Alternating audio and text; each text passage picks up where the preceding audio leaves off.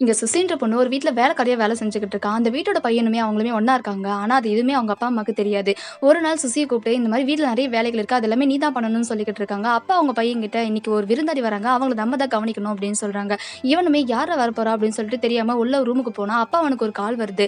அவங்களுமே இந்த மாரி, "எப்படா நீ என் பணத்த குடுக்க போற? பணத்த குடுக்கலன்னா என்ன நடக்கும்னே தெரியாது. தெரியும் இல்லையா?" அப்படின்னு சொல்லும்போது, "கண்டிப்பா உங்க பணம் உங்களுக்கு வந்து சேரும்" அப்படின்னு சொல்லி ஃபோன கட் பண்ணிடுறான். இது மட்டும் எங்க அப்பா, அம்மாவுக்கு தெரிஞ்சதுன்னா நான் என்ன ஆவேனே தெரியலையே அப்படின்னு சொல்லிட்டு அவனுமே யோசிக்கிறான். இப்ப அந்த பையனுமே ரெடி ஆயிட்டு வெளியில வரான். அந்த நேரம் அவங்க வீட்டுக்கு வர வேண்டிய விருந்தாளியுமே வந்துடுறாங்க. அவங்க அம்மாவுமே அவங்க பையன்கிட்ட, "என்னடா கிளம்பிட்டியான்னு?" சொல்லி வராங்க.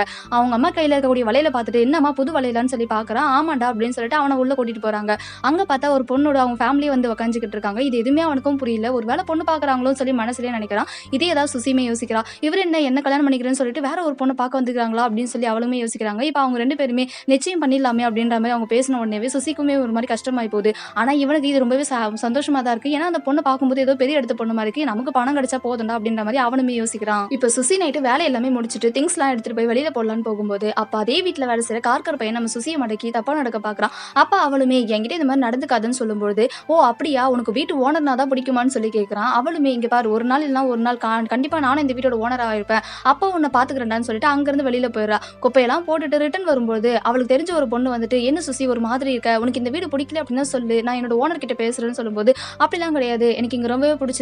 ஏதோ ஒரு மனசு சரியில்ல அவ்வளவுதான்" அப்படின்னு சொல்லிட்டு அவளுமே அங்கிருந்து போயிடுறா.